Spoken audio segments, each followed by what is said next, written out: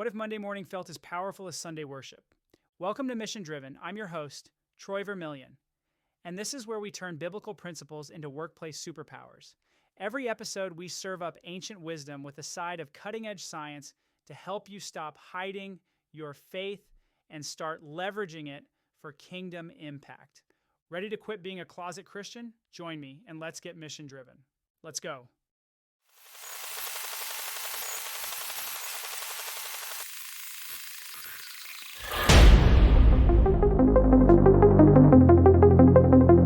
Are we building empires at the cost of our families, identities, or even our souls? Welcome to Mission Driven, where we believe your purpose is bigger than your productivity. Hey, welcome back to Mission Driven. Let's get right into this one. Here's a reality that'll make your head spin. Harvard researchers just discovered that your faith literally rewires your brain for better decision making, but 73% of Christian leaders are still hiding it at work like it's radioactive. Meanwhile, Google's Project Aristotle proved that psychological safety, that thing we get when we can be authentically ourselves, is the number one predictor of team success. Yet we're out here playing workplace hide and seek with our deepest convictions like spiritual secret agents. I'm about to show you why checking your faith at the office door isn't just spiritually bankrupt, it's scientifically stupid and strategically suicidal for your organization. Let's talk about what's actually happening upstairs when we live out our faith. Recent neuroscience research from Frontiers in Human Neuroscience reveals that religious and spiritual experiences activate three critical brain networks: the default mode network, the frontoparietal network, and the salience network. Translation: when you engage your faith, you're literally strengthening the parts of your brain responsible for executive decision-making, emotional regulation, focused attention, and moral reasoning. It's like CrossFit for your courage muscles, except you don't have to wear those weird tiny shorts. Dr. Andrew Newberg's groundbreaking neurotheology research at Thomas Jefferson University shows that prayer and spiritual practices increase activity in the prefrontal cortex, the CEO of your brain, while reducing activity in the parietal lobes associated with anxiety and fear. But here's where it gets wild. A 2024 study published in PNAS found that people with damaged brain regions linked to rigid thinking showed higher religious fundamentalism. The takeaway?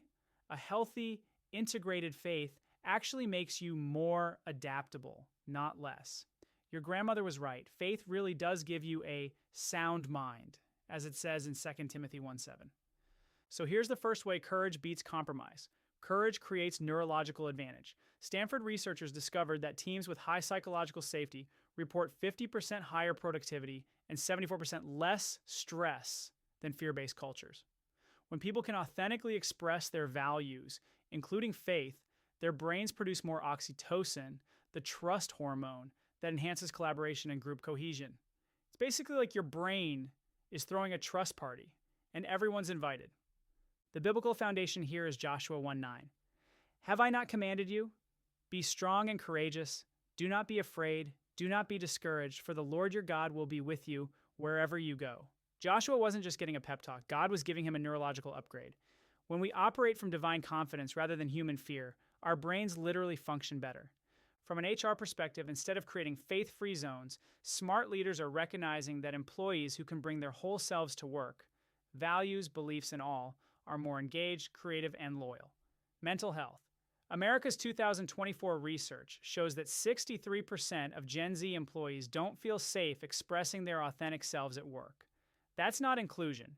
That's institutional trauma with a corporate benefits package. Daniel 1:8 tells us Daniel resolved not to defile himself with the king's food. He didn't hide his convictions. He courageously proposed an alternative that honored both his faith and his responsibilities. Result? He became the most trusted advisor in the empire. Courage beats compromise every time, and apparently it also comes with excellent job security. The second way courage beats compromise. Faith-based thinking enhances innovation. Research from the University of Utah found that spiritual experiences activate the same brain reward circuits as breakthrough innovations. When people engage in meaningful spiritual practices, their nucleus accumbens, the brain's motivation center, lights up like a Christmas tree. This suggests that faith-driven thinking actually primes the brain for creative problem solving. Who knew that prayer could be your secret weapon for brainstorming sessions? Furthermore, studies on neuroplasticity show that consistent spiritual practices literally rewire neural pathways, making it easier to maintain what psychologists call cognitive flexibility, which is the ability to think outside the box and adapt to change. The biblical foundation here is Isaiah 55, 8-9. For my thoughts are not your thoughts, neither are your ways my ways, declares the Lord. As the heavens are higher than the earth, so are my ways higher than your ways, and my thoughts than your thoughts. God isn't just being mysterious here, he's describing a different operating system. When we align our thinking with kingdom principles, we literally access higher order cognitive processes. It's like upgrading from Windows 95 to the latest version, except this upgrade actually works properly. Organizations that embrace diverse worldviews, including faith perspectives, consistently outperform homogeneous cultures in innovation metrics. Why? Because different belief systems create cognitive diversity that sparks breakthrough thinking. Look at Nehemiah rebuilding Jerusalem's walls in chapter 6, verse 3. When critics tried to distract him, he said, "I am carrying on a great project and cannot go down." Faith-driven leaders don't just manage projects, they carry out missions. That sense of divine purpose activates what neuroscientists call intrinsic motivation, which research shows is 3 times more powerful than external rewards. The third way, courage beats compromise. Authentic leadership builds anti-fragile teams. BCG's 2024 research on 28,000 employees across 16 countries found that psychological safety acts as an equalizer, improving retention by 4 to 6 times for diverse employee groups. But here's the kicker. Leaders who model vulnerability and authentic values create the strongest psychological safety. It's like being the designated driver for your team's emotional well-being, except instead of car keys, you're holding the keys to organizational excellence. Neuroscientist Dr. Alan Weissenbacher's research on the Brain Change program shows that when leaders demonstrate faith-based resilience during crisis, it activates mirror neurons in their teams, literally spreading courage through the organization. The biblical foundation is 2 Corinthians 12:9. But he said to me, "My grace is sufficient for you, for my power is made perfect in weakness. Therefore I will boast all the more gladly about my weaknesses, so that Christ's power may rest on me." Paul wasn't advocating for weakness. He was revealing the secret sauce of antifragile leadership.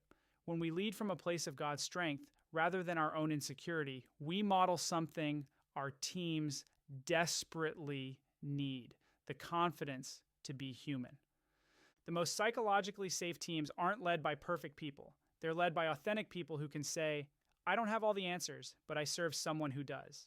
This kind of transparent leadership creates what researchers call learning cultures, where failure becomes fertilizer for growth. When 3 brave Hebrew boys faced Nebuchadnezzar's furnace in Daniel chapter 3, verses 17 and 18, they didn't hide their faith or compromise their values. They said, "Our God is able to deliver us, but even if he doesn't, we won't bow down." That's not religious stubbornness. That's leadership gold. They were essentially saying, our ultimate security doesn't depend on this situation's outcome. Talk about having a backup plan that actually works. Here's what happens when we check our faith at the door. We create cognitive dissonance that literally hijacks our prefrontal cortex. When there's a gap between our values and our actions, our brains spend enormous energy managing that internal conflict instead of solving external challenges. The result? Decision fatigue, ethical drift, and what psychologists call values, behavior, inconsistency, stress. Your team can sense it, even if they can't name it. Authenticity isn't just nice. It's neurologically necessary for peak performance. Let me leave you with this. Your faith isn't a liability to be managed. It's a leadership asset to be leveraged. The same neuroscience that shows meditation improves focus and prayer reduces anxiety also proves that living out your values creates the kind of psychological safety that makes teams unstoppable. Your organization needs leaders who can stand firm when the pressure's on, think creatively when the options seem limited, and remain calm when the stakes are high. Guess what develops all 3? A robust, integrated faith life. Here's your challenge. Start where you are. Schedule 10 minutes of prayer before your next difficult conversation. Watch what happens to your clarity and courage. Model authentic leadership. Share how your values inform your decision-making process. You don't have to preach, just be honest about what drives you. Create space for others. Ask your team, what gives you strength during challenging times? Be amazed at how many people have been waiting for permission to be real. The workplace isn't secular territory that faith needs to invade. It's human territory where faith provides exactly what humans need most: hope, purpose, and the courage to do what's right when it's hard. Your brain, science, supports it. Your Bible commands it. Your organization needs it. Stop checking your faith at the door. Your team's been waiting for the real you to show up. Share this with a leader who needs to hear it. Comment below with your own stories of faith-driven courage at work. And if this challenged your thinking, follow for more content that bridges the gap between kingdom principles and workplace excellence. This is Troy Vermillion, and you're listening to Mission Driven. See you next week.